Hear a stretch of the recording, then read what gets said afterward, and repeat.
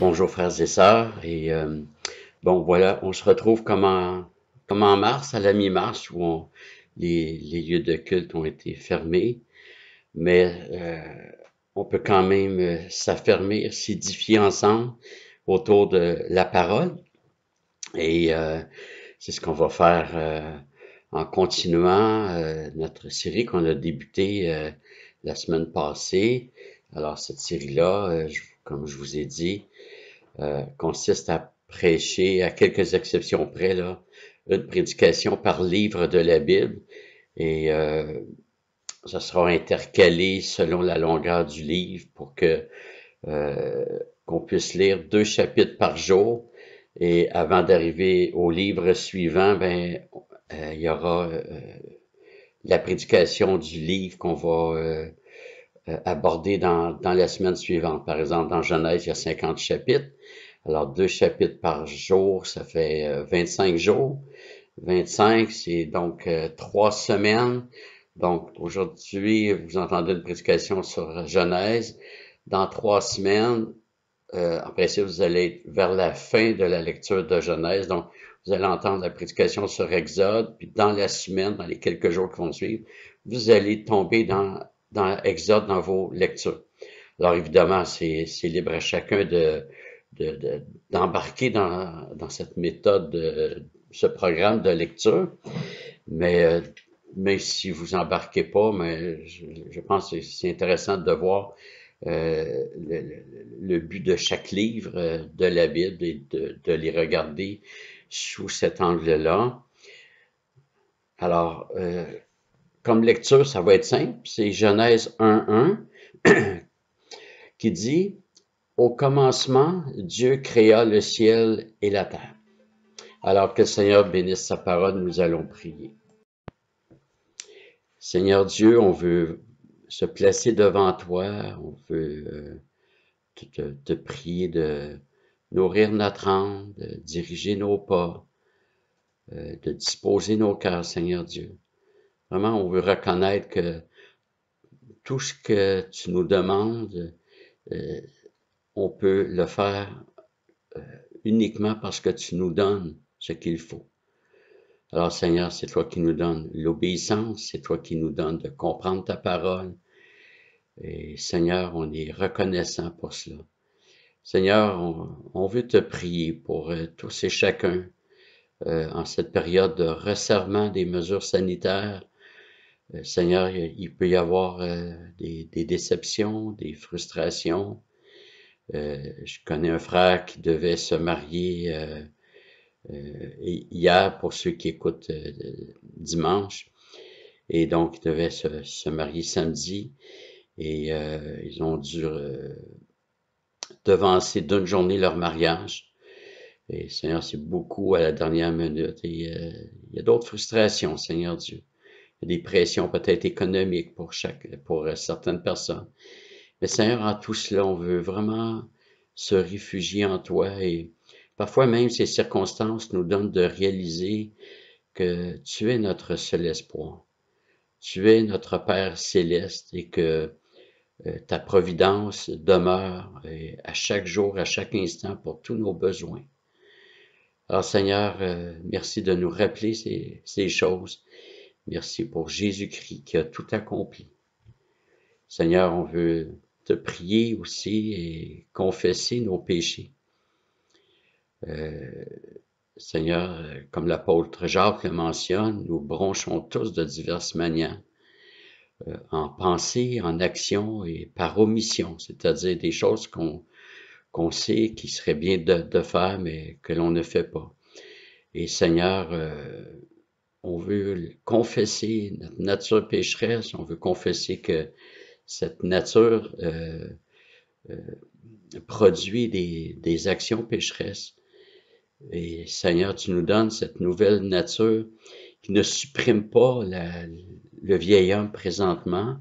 On est en lutte, en combat, et on est appelé à faire mourir le vieil homme en nous. Mais Seigneur, on veut se rappeler aussi que c'est par toi que l'on peut se sanctifier. Et finalement, c'est toi qui nous sanctifie. Alors Seigneur, merci pour la grâce qui est en Jésus-Christ qui pardonne toujours aux pécheurs repentants. Alors Seigneur, maintenant on veut aller dans ta parole, que tu puisses nous affermir et nous bénir. Amen.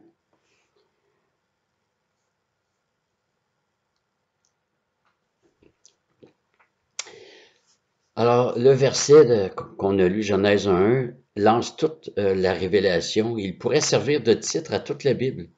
Tout le reste de la Bible nous dit qui est ce Dieu qui a tout créé et ce qu'il fera avec sa création et pourquoi il l'a créé.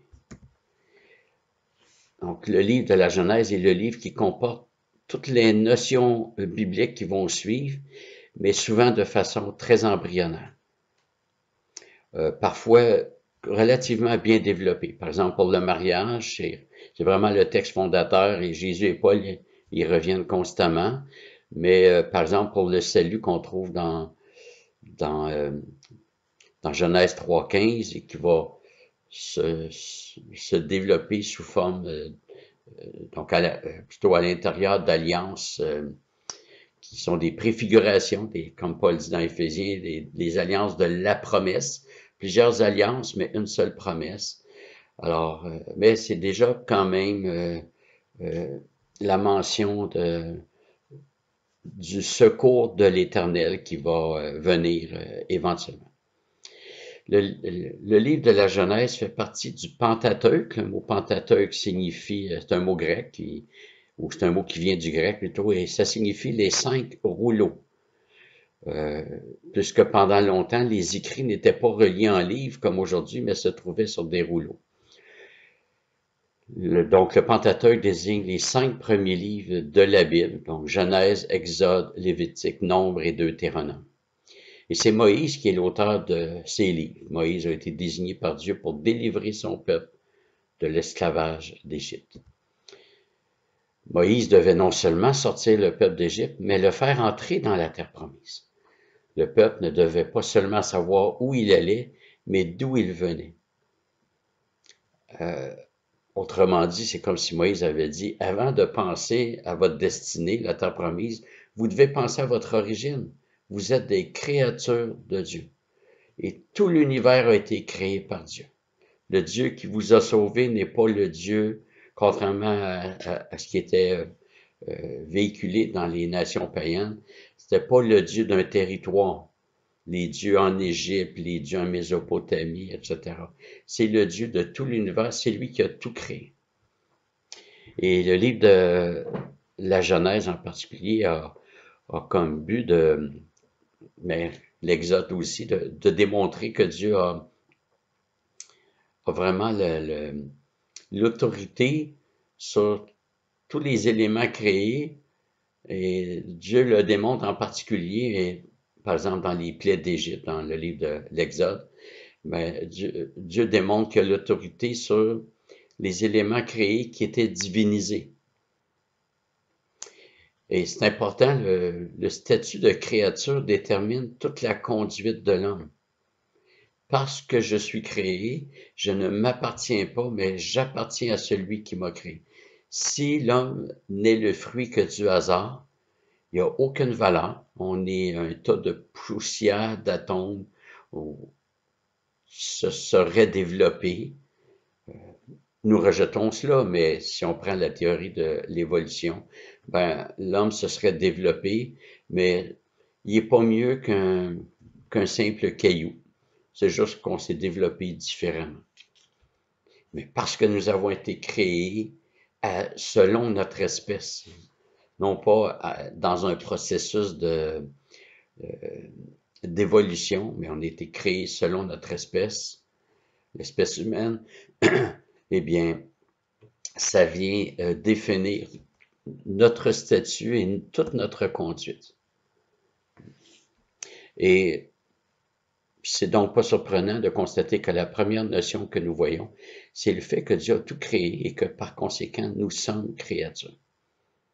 Cette seule vérité suffit à responsabiliser le lecteur. Si un homme n'a pas la Bible, mais ne peut lire que le premier verset, Genèse 1, il est responsabilisé. personnellement, au lieu de mettre Jean 3,16 dans les stades de baseball, c'est plus aux États-Unis, euh, il me semble que Genèse 1, même si ça ne parle pas de la rédemption, ça vient responsabiliser. Parce que dès que l'homme est mis face à cette réalité qu'il a été créé, il est devant la responsabilité obligée de vivre non pas comme s'il s'appartenait, mais en soumission et en dépendance à celui qui l'a créé. Le récit de la création montre aussi, en passant Jean 3,16, c'est un beau verset, là, je ne veux pas diminuer Jean 3,16, mais dans l'ordre de compréhension, la création vient avant. Donc le récit de la création montre aussi que Dieu est un Dieu ordonné. Il a tout créé en 6 jours. Personnellement, j'adhère 6 jours de littéraux, même si j'ai déjà adhéré à une autre position, le cadre littéraire, je n'y adhère plus. Et donc, Dieu est un Dieu ordonné, il le démontre bien dans la façon avec laquelle il crée et dans le fait que tout dans la création est complémentaire. Il y a des cycles mesurés par les corps célestes, c'est-à-dire les étoiles, le soleil, la lune. Et le récit de la création nous montre aussi que l'homme a été créé avec des besoins. Dieu crée la lumière, les végétaux, les animaux, euh, et bien sûr la terre, et l'homme est créé et il a besoin de toutes ces choses-là pour vivre. Même s'il ne mangeait pas les animaux, il avait reçu le mandat de cultiver et probablement, même avant la chute où les vêtements n'étaient pas requis, eh bien, probablement que les animaux allaient servir pour cultiver. Donc, l'homme est créé avec des besoins, et des besoins physiques, mais ces besoins physiques-là viennent démontrer qu'il y a des besoins spirituels. Et le reste de la Bible va développer que la lumière physique, ben, elle trouve son parallèle dans le fait que ben, l'Éternel est ma lumière. Dans le psaume 119, verset 105, ta parole est une lampe à mes pieds, une lumière sur mon sentier. La nourriture, c'est la même chose. Il y a la nourriture physique, mais l'homme a besoin de nourriture spirituelle. L'homme ne vivra pas de pain seulement, mais de toute parole qui sort de la bouche de l'Éternel. Alors, il y a plusieurs éléments créés pour répondre aux besoins de l'homme qui nous montrent des besoins spirituels. Et dès la création, l'homme apprend qu'il y a une loi qui vient de Dieu. Dieu n'a pas créé l'homme en disant, ben écoute, étudie là, la création, là, ce qu'on appelle la science, qui a tout à fait sa place, mais Dieu n'a jamais dit, tu vas découvrir par toi-même ce qu'il faut, comment ça fonctionne. Dieu a donné sa loi, la révélation spéciale. Et ça nous montre que c'est la révélation spéciale qui vient interpréter ou donner un sens à la révélation générale, c'est-à-dire la création. C'est pas à l'homme à donner un sens à la création, c'est Dieu qui le fait dans sa révélation spéciale. Mais Dieu donne une loi particulière à Adam, celle de ne pas manger de l'arbre de la connaissance du bien et du mal. Et il y a une loi perpétuelle, celle qui est placée dans la conscience de l'homme. Caïn savait que le meurtre n'était pas correct. Abimelech, quand Abraham présente Sarah comme sa sœur, et Abimelech veut prendre Sarah comme épouse, il dit, ben, c'est sa sœur, elle n'est donc pas mariée, il veut la prendre comme épouse, et Dieu lui dit, écoute, non, tu vas pécher, là. Alors, la notion de loi morale existait bel et bien avant le mont Sinaï. Le théologien Samuel Waldron, mais d'autres aussi, démontrent qu'on est en mesure de voir les 10 commandements présents avant le mont Sinaï. Joseph qui place des coupes dans le sac de son frère Benjamin pour être capable de l'accuser, pas pour le condamner, mais pour ramener ses frères en Égypte. Alors, il était capable ainsi de l'accuser de vol. Donc le commandement « tu ne voleras pas » était bien compris bien avant le don de la loi au mont Sinaï. Alors, tous les commandements sont présents avant le mont Sinaï. Même le sabbat dans Exode 16, où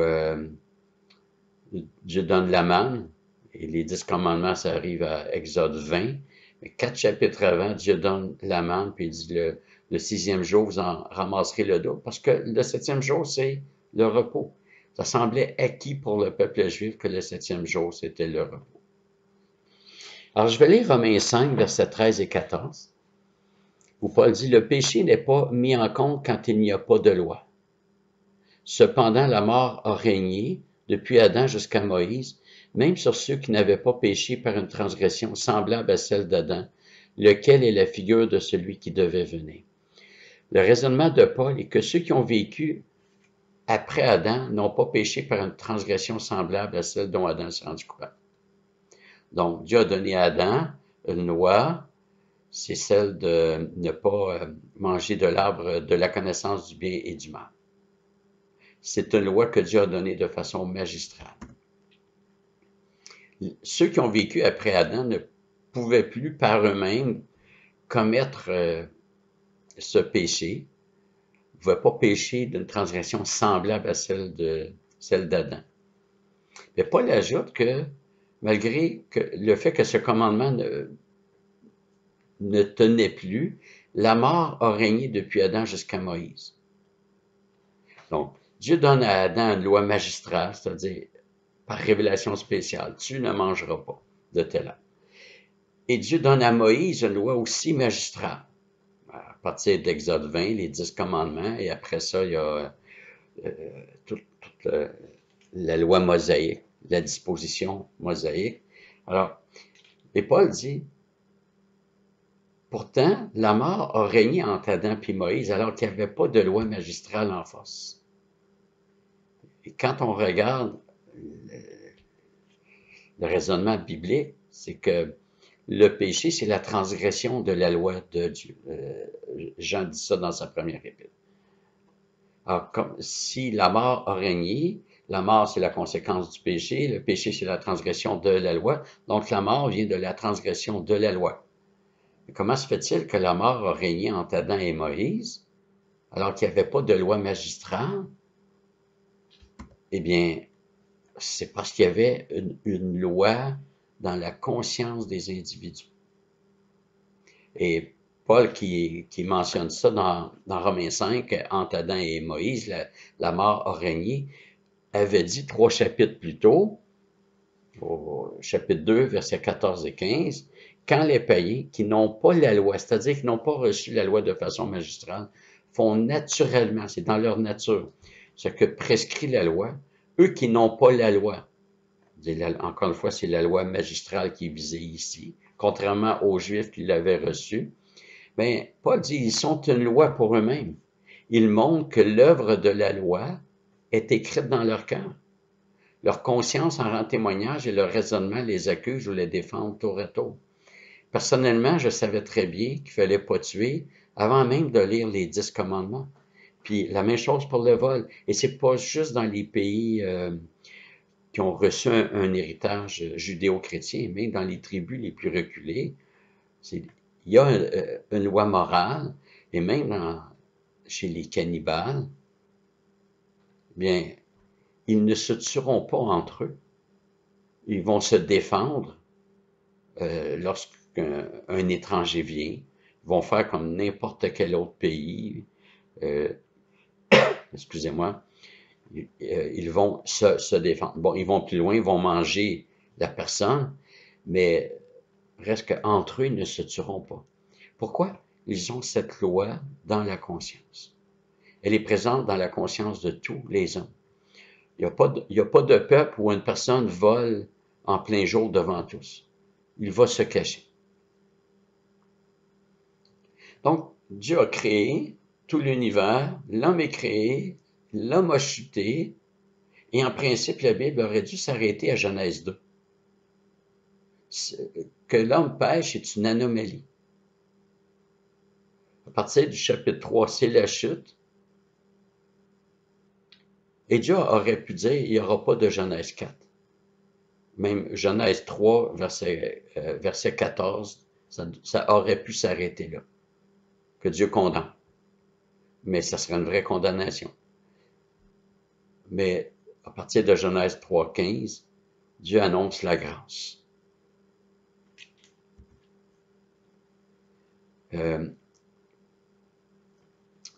Dans le survol sur toute la Bible, donc la semaine passée, on avait vu que Dieu a établi une alliance des œuvres avec Adam et Ève. Bien que le mot alliance ne se trouve pas dans les récits qui nous parlent d'Adam et Ève, le concept est présent.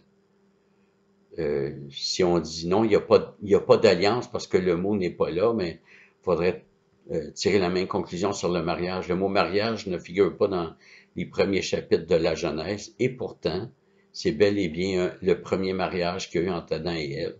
Jésus le confirme dans Matthieu 19.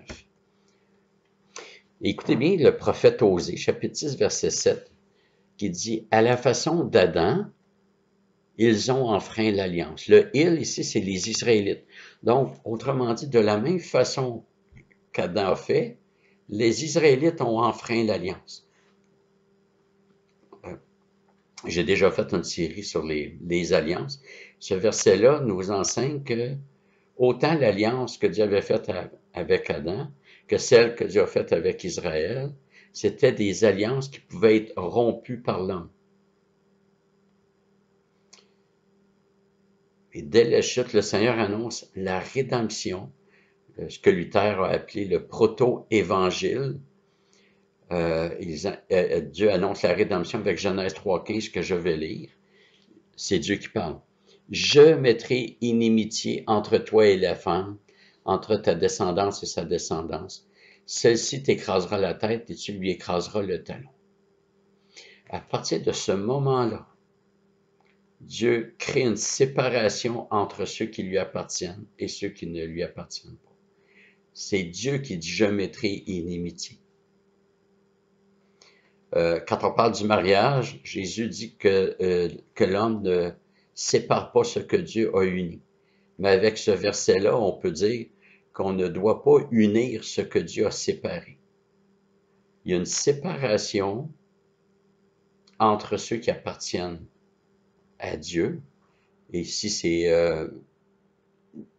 c'est présenté comme la descendance de la femme, et ceux qui appartiennent à Satan. Donc, la descendance du serpent. La descendance du serpent, ce ne sont pas les serpenteaux qui vont naître. C'est vraiment tous ceux qui ne se tournent pas vers Jésus-Christ. Jean-Baptiste avait dit, les deux avaient traité les pharisiens de race de vipères, ce qui est synonyme de descendance du serpent. Ce n'était pas une insulte, mais une affirmation théologique. Et dans les versets suivants, suivant Genèse 3,15, le Seigneur dit à la femme que ses grossesses se passeront dans de nombreuses douleurs ou souffrances. Mais elle va tout de même enfanter. Elle portera la vie. Le mandat créationnel de se multiplier n'est pas tombé. Mais dorénavant, ça va se passer dans la douleur. Et on lit dans Genèse 3,20, « L'homme donna à sa femme le nom d'Ève, car elle a été la mère de tous les vivants. Et Adam verra le sol maudit. C'est à la sueur de son front que le sol produira ses fruits. Mais il produira tout de même ses fruits. » Autrement dit, l'homme et la femme méritent la mort, mais la grâce pointe déjà.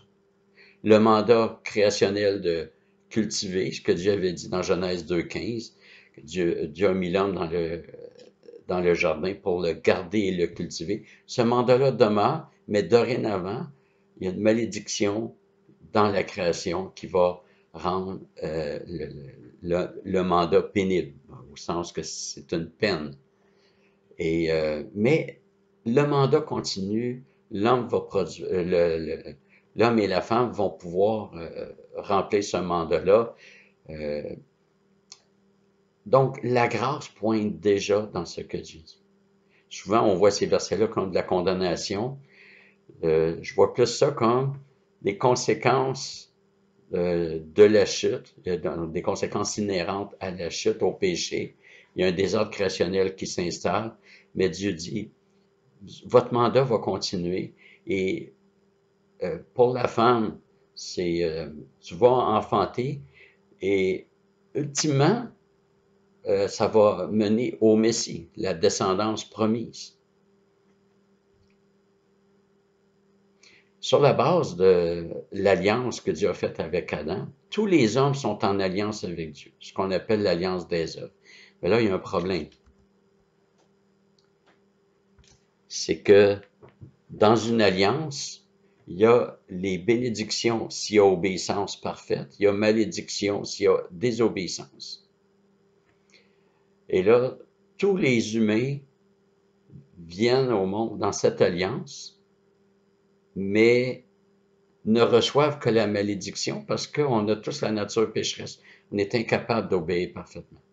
Adam et Ève avaient le libre arbitre. Notre arbitre n'a plus cette liberté qu'Adam et Ève avaient, cette liberté de se garder parfaitement du péché. On agit selon notre nature. Tout le monde agit selon sa nature. Et puisque notre nature est pécheresse, nous péchons. Donc, tous les hommes sont en alliance avec Dieu, ce qu'on appelle l'alliance des œuvres. Et chacun est traité selon ses propres œuvres. C'est un principe qui demeure même dans le Nouveau Testament. Et puisque l'homme est pécheur, l'homme est condamné. Donc, tous les hommes viennent au monde enfants de colère sous la malédiction de Dieu. Et la folie de l'homme, après avoir été expulsé du Jardin d'Éden, c'est de continuer à pécher. L'homme est incurable, le cœur de l'homme est incurable. Il n'apprend pas la leçon. Dès la deuxième génération, Caïn tue son frère Abel. Lémec est tombé dans la polygamie avec arrogance, puisqu'il a même composé un poème pour s'en vanter. Le péché prend de l'expansion, et je vous lis Genèse 6.5. Je passe par-dessus la tour de Babel pour l'instant. Non, je m'excuse, j'ai eu un petit blanc. La tour de Babel suit. Donc, Genèse 6.5, l'Éternel vit que la méchanceté de l'homme était grande sur la terre et que chaque jour son cœur ne concevait que des mauvaises pensées. Quand j'enseigne sur ce verset-là, je dis aux gens, si je vous dis que Tim Hortons fait des beignes au chocolat, il n'y a personne qui va être surpris. Si je dis Tim Hortons ne fait que des beignes au chocolat, elle a dit, ben là, il me semble qu'il y a d'autres sortes de beignes, là. Ici, le verset ne dit pas que chaque jour l'homme conçoit de mauvaises pensées.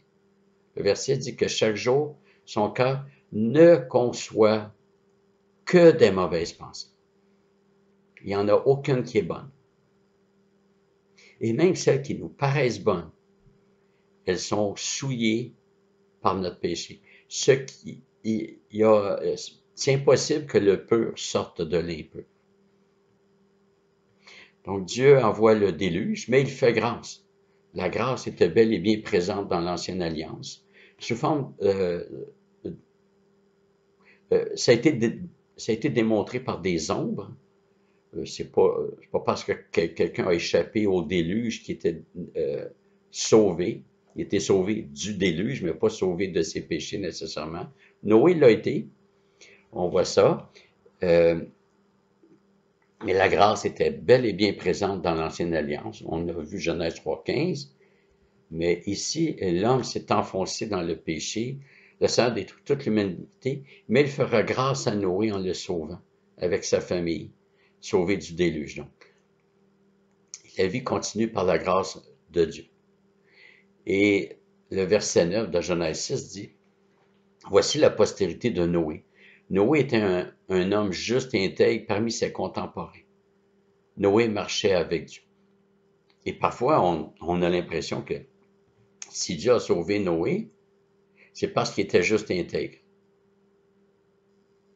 Autrement dit, Dieu allait détruire tous les hommes et à la dernière seconde, il a constaté qu'il allait jeter une bonne pomme qui était dans un panier de pommes pourries. En fait, avant de présenter Noé comme un homme juste et intègre, le verset dit que Noé trouva grâce auprès de Dieu. La grâce précède le fait d'être juste et intégré.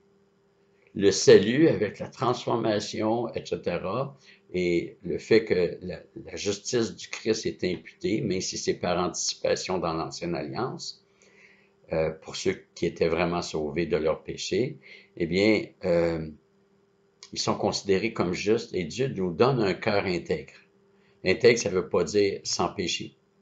On le voit que Noé est sorti de l'arche, il s'est enivré, il a péché. Mais il était intègre au sens où quand il péchait, il confessait. C'est la même chose que quand David dit, il n'y a pas de fraude dans mon cœur. Et on sait ce qui s'est passé avec David. Mais David confessait. Dans ce sens-là, son cœur était intègre et juste.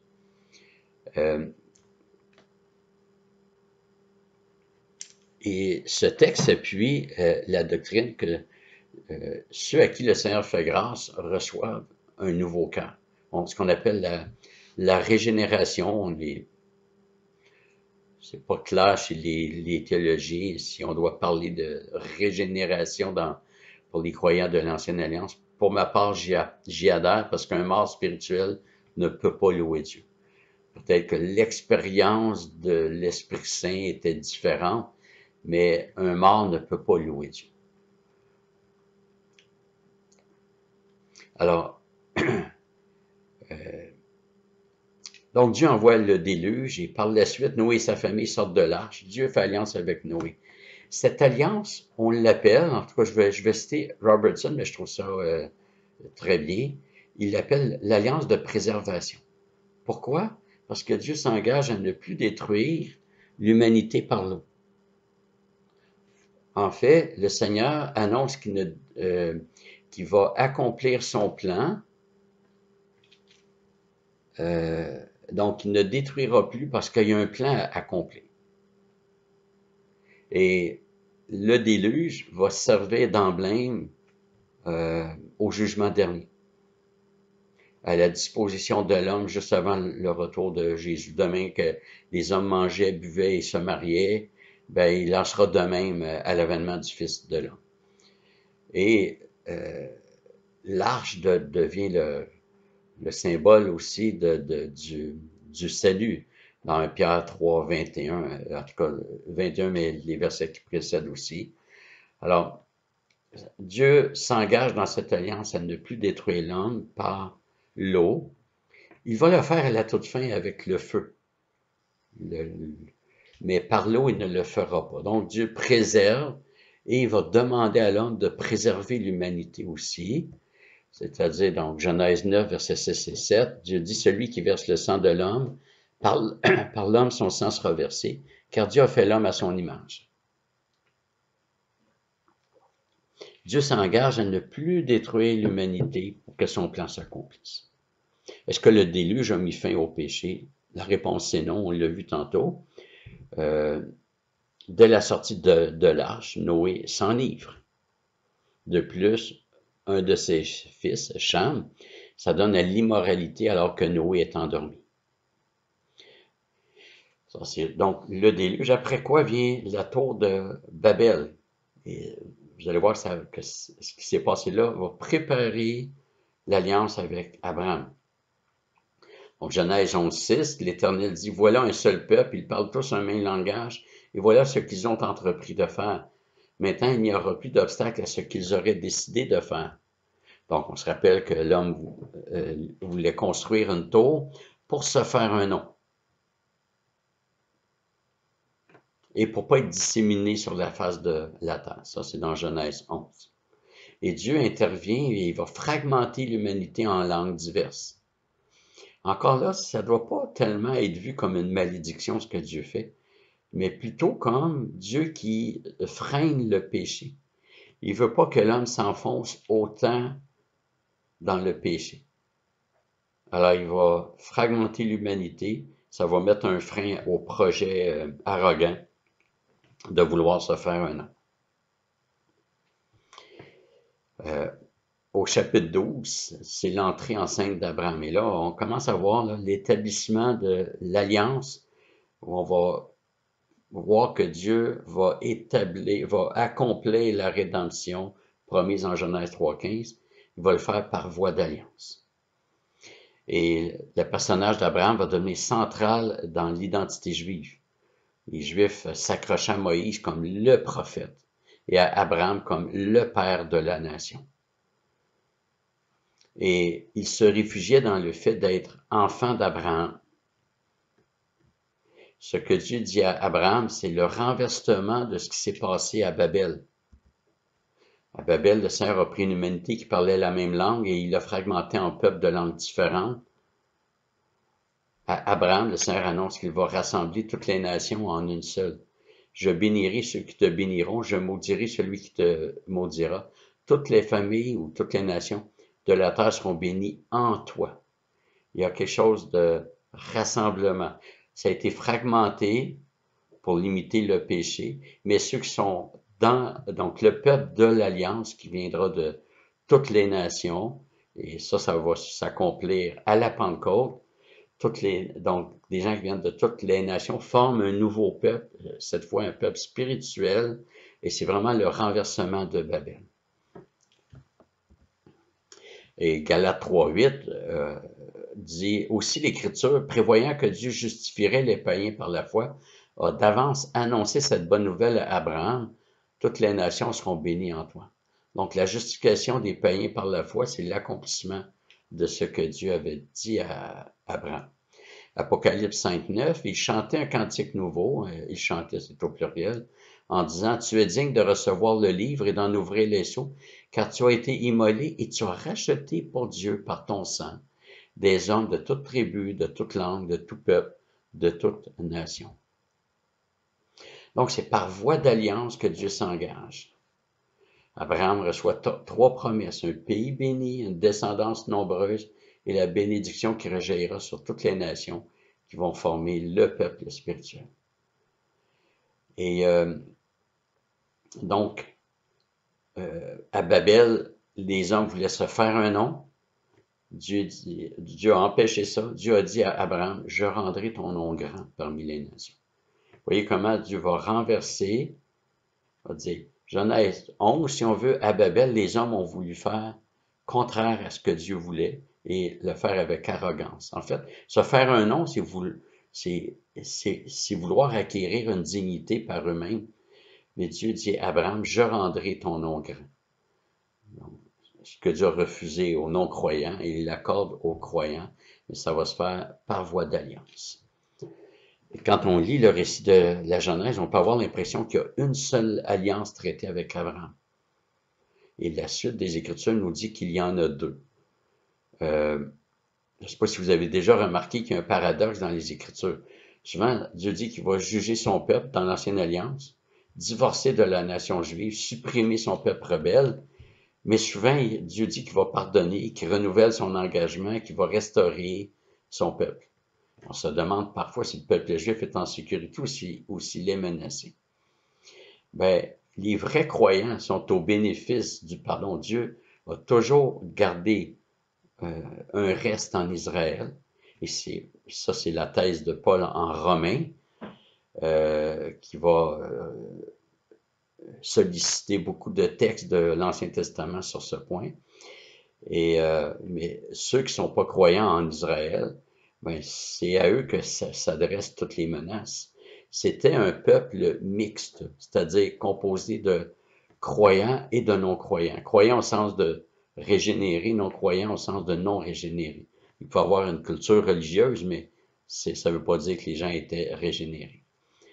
Donc, il y avait cette double réalité spirituelle, et en fait, Genèse 3,15, donc la descendance de la femme et la descendance du serpent se retrouvaient dans cette entité qui était la nation juive. Et il y a deux alliances en Abraham, et Paul développe cela, un texte très intéressant. Donc, à partir de la chute d'Adam et Ève, ça prend une autre alliance pour régler le problème. Parce qu'en Adam, nous sommes tous perdus. Alors, Galates 4, versets 22 à 26 dit, « Car il est écrit qu'Abraham a deux fils, un de la femme esclave et un de la femme libre. Mais celui de l'esclave fut engendré selon la chair, et celui de la femme libre en vertu de la promesse. Il y a là une allégorie, car ces femmes sont les deux alliances. L'une, celle du mont Sinaï, enfante pour l'esclavage, c'est Agar. Agar, c'est le mont Sinaï en Arabie, et elle correspond à la Jérusalem actuelle, car elle est dans l'esclavage avec ses enfants. Mais la Jérusalem d'en haut est libre, c'est elle qui est notre mère.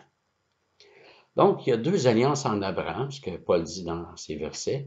La première, c'est la descendance biologique. Lorsqu'Abraham est allé vers la servante Agar pour avoir un enfant, ça s'est passé selon les règles naturelles. Ismaël est né. Cette descendance, selon Galates 4, est représentative de tous ceux qui sont dans l'alliance des œuvres. Juifs ou non juifs, j'ai pas le temps ce matin, mais au chapitre 5, verset 1, c'est assez clair. Paul dit à des croyants d'origine non juive, d'origine païenne, de ne pas se mettre de nouveau sous le joug de l'esclavage. Dans le contexte, c'est de l'esclavage de la loi juive. Et au verset 2, c'est clair qu'il n'était pas circoncis, parce qu'il dit, si vous vous faites circoncis, ça ne sert à rien. Donc, selon Galates 4, cette descendance, la descendance d'Agar, Agar qui était esclave, elle est représentative de l'esclavage de la loi. Mais lorsque le Seigneur a donné un enfant par Sarah, même si ça a emprunté les voies naturelles, faut admettre que c'était surnaturel aussi.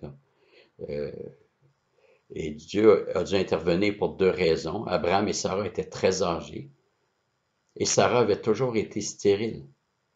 Et pourtant, Isaac est né. Et cet enfant va devenir représentatif de tous ceux que le Seigneur sauve.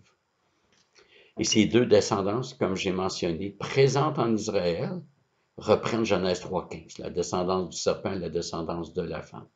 Cette cohabitation. Donc, ces deux descendances se retrouvent en Abraham, l'une avec Agar, l'autre avec Sarah. La descendance d'Agar va recevoir des bénédictions, mais terrestres et temporaires. Encore une fois, la descendance d'Agar représente la Jérusalem actuelle, selon Galates 4. Donc, c'est la nation juive, la nation ethnique. Le Seigneur leur a donné le pays promis, il y a une grande descendance. Mais ces bénédictions reposaient sur le fait que les Israélites demeuraient dans l'alliance à partir de leurs propres œuvres. La question d'alliance est trop complexe pour que je développe ici, mais disons que l'ancienne alliance, les personnes y demeuraient en se soumettant ou en se conformant à des exigences externes, sans que ça demande la régénération. Alors, une personne pouvait ne pas tuer, ne pas voler, ne pas commettre l'adultère, faire ses rites de sacrifice au temple, etc. Puis, il continuait son train-train, puis il n'était pas expulsé de l'alliance mosaïque. Il était circoncis, donc tout allait bien. Mais il n'était pas nécessairement régénéré. Donc, Dieu a donné les promesses terrestres, mais c'était des ombres, ce que je compare à des maquettes. Une maquette d'hôpital n'a jamais soigné quelqu'un. Mais ça annonce, ça préfigure, ça prépare. Par contre, la descendance de Sarah, c'est l'ensemble de tous les élus venant de toutes les nations qui trouvent leur bénédiction dans le Dieu d'Abraham. Et c'est pas juste au sein de la nation juive. En fait, la nation juive était large, il y avait des croyants, des non-croyants. Dieu supprime les non-croyants et garde juste un reste. Et à ce reste, c'est la thèse de Paul dans Romains 9 à 11, sont greffés à cet olivier tous les croyants d'origine païenne. Le reste, c'est les croyants d'origine juive, donc olivier sur lequel sont greffés tous les croyants d'origine païenne. Nous sommes les vrais juifs, nous avons été greffés à cette entité spirituelle. Paul dit que le vrai juif, c'est nous qui croyons. La vraie circoncision, c'est celle du cœur. Et c'est nous qui recevons les bénédictions qui sont préfigurées par les maquettes dans l'Ancienne Alliance, que les Juifs ont eues pour un temps, La maquette a joué son rôle, c'est terminé. Et nous recevons pleinement les promesses. Toutes les promesses de Dieu sont oui en Jésus-Christ. Donc, à partir d'Abraham, et ce sera la même chose pour pratiquement tout le récit biblique, l'attention se porte vers un personnage clé de la descendance. Il y a un personnage clé qui est attendu. On apprend qu'Abraham a eu plus que 2 fils. Dans Genèse 25, 1 et 2, que je ne lirai pas, il y a eu plusieurs enfants par Keturah après que Sarah soit décédée. Ça ne signifie pas que personne de ses enfants était sauvé. Pour des raisons théologiques, le récit s'intéresse à 2 fils représentatifs, les 2 descendances. Ismaël est perdu, Isaac est présenté comme le fils de la promesse. Isaac a aussi 2 fils qui représentent les 2 descendances, Ésaü et Jacob. Ésaü est perdu, Jacob est sauvé. D'ailleurs, le Seigneur a dit, j'ai aimé Jacob, j'ai haï Ésaü. Vous allez retrouver cette citation-là dans Romains 9. Romains 9 à 11, la place d'Israël. À partir de Jacob, il y a un développement particulier. On s'intéresse aux 12 fils qui donneront pour la plupart leur nom aux 12 tribus d'Israël. Donc, on voit que le livre de la Genèse met vraiment la table pour la révélation. Excusez-moi, la révélation qui va suivre pour mener jusqu'à Jésus-Christ. Et donc, Abraham, un homme, Abraham et Sarah, un couple, ils ont Isaac, une famille, ça devient un clan, une tribu, un peuple. Vous voyez, il y a un développement. Et les 12 tribus, dans les 12 tribus, il y en a 2 qui vont retenir particulièrement notre attention. Celle de Lévi. Pourquoi? Parce que les descendants de Lévi étaient responsables du tabernacle, puis du temple, lorsque le temple a supplanté le tabernacle. On les appelle les prêtres ou les sacrificateurs, c'est la même chose. Et le Messie est venu, mais il n'était pas de la descendance de Lévi, et pourtant il est appelé le grand prêtre. Mais il est d'un sacerdoce différent, qui ne passe pas par une transmission de père en fils, qui n'est pas dans l'intérieur d'une tribu. Jésus-Christ, il est souverain sacrificateur ou grand prêtre, c'est la même chose, mais selon l'ordre de Melchisédek. L'ordre lévitique était temporaire, ça faisait partie des ondes de la maquette. Mais Jésus-Christ vient, il réalise cela. La deuxième tribu qui a un rôle particulier, c'est celle de Juda. C'est à cette tribu qu'appartient la royauté. Et David et Salomon étaient de cette tribu. Et Jésus est justement appelé le lion de Juda, faisant référence à cette tribu. Et dans les modalités de l'Ancienne Alliance, c'était impossible qu'un seul individu soit à la fois sacrificateur et roi, parce que c'était 2 descendances différentes. Mais maintenant, Jésus vient, il est biologiquement de descendance de David, si on croit que Marie était descendante de David, mais au moins légalement par Joseph, qui était le père adoptif. Joseph était descendant de David, mais c'est bien attesté dans Romains 1, les premiers versets, que Jésus est fils de David selon la chair. Mais Jésus n'est pas fils de Lévi, et pourtant il est souverain sacrificateur, mais selon l'ordre de Melchisédek. Et le livre de la Genèse se termine par les aventures de Joseph. C'est vraiment fascinant comme chapitre. Sa naissance est mentionnée au chapitre 30 et Joseph sera au centre des chapitres 37 à 50, soit les 14 derniers chapitres du livre. Et son histoire est l'une des plus illustres des Écritures. Et on voit que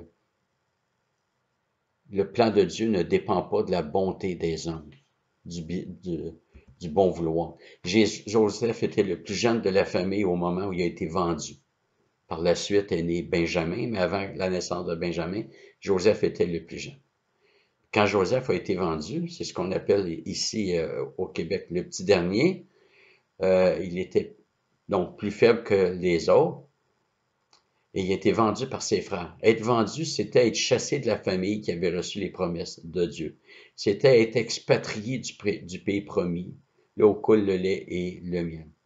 Être vendu, c'était être à l'extérieur de l'alliance. Joseph est passé de membre de la famille bénie de Dieu à esclave, excusez-moi, d'une nation païenne.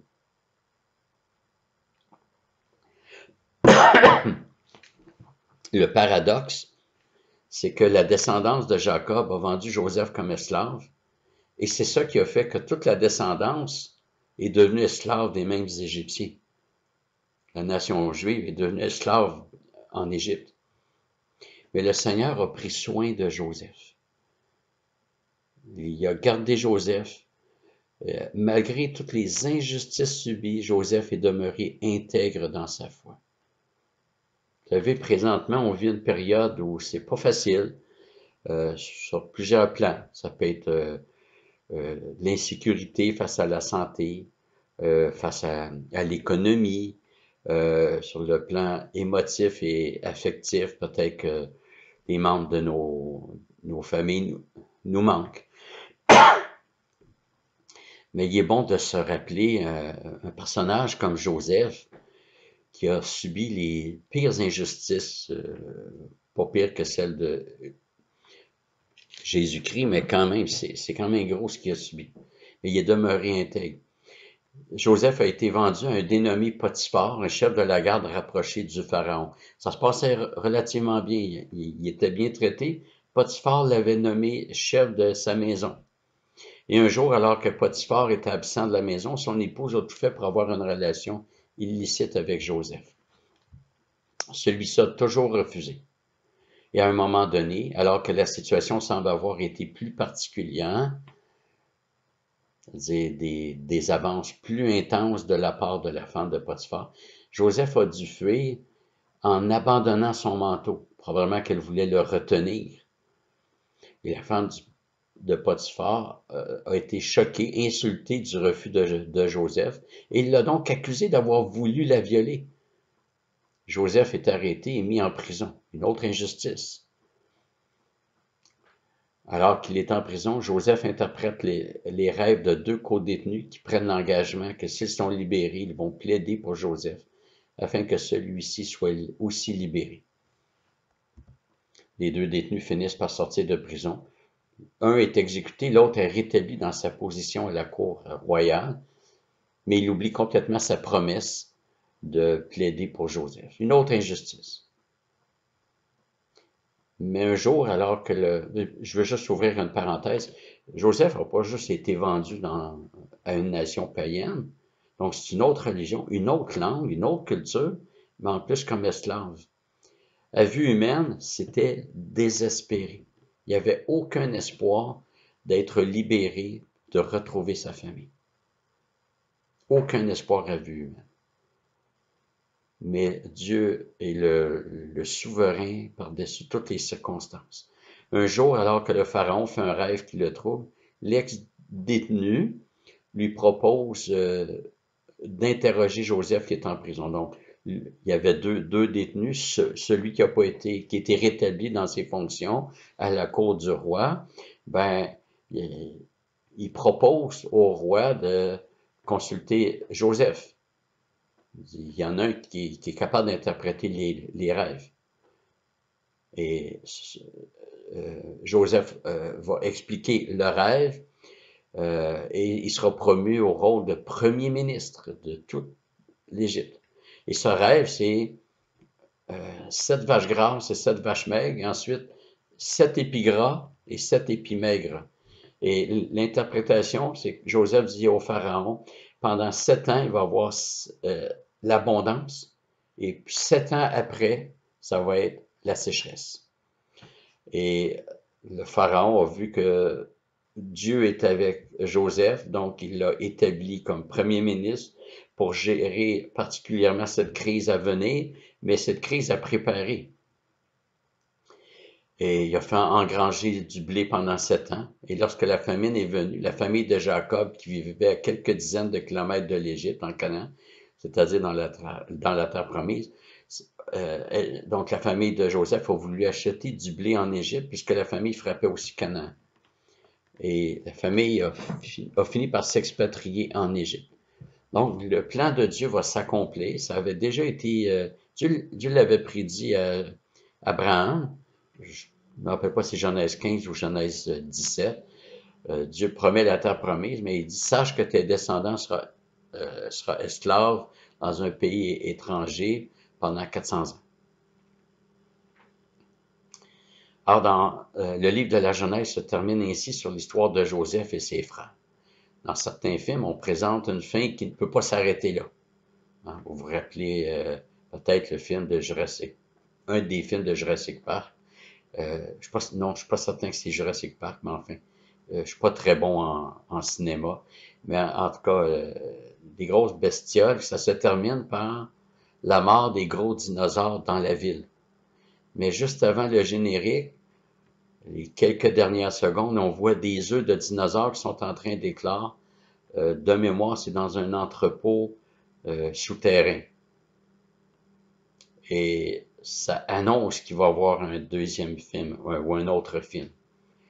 La menace qu'on croyait éliminée n'est pas définitivement éliminée. Donc, la fin prépare une suite.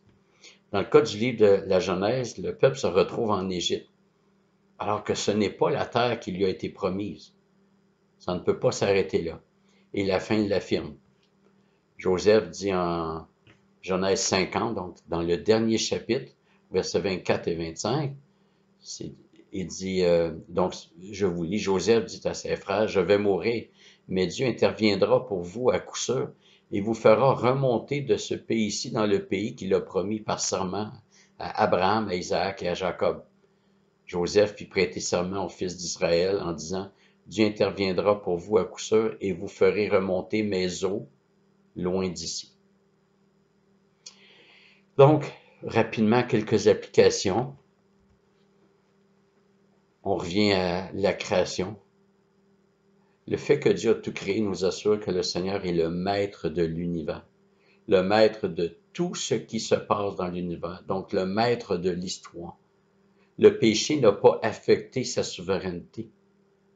Dieu est maître totalement de tout.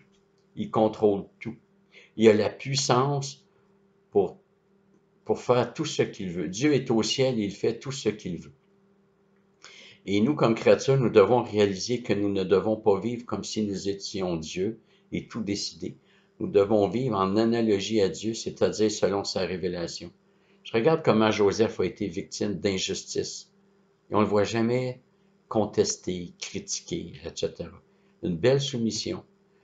Daniel va faire la même chose lorsqu'il est en Babylonie. Les seules fois où ils vont résister, c'est quand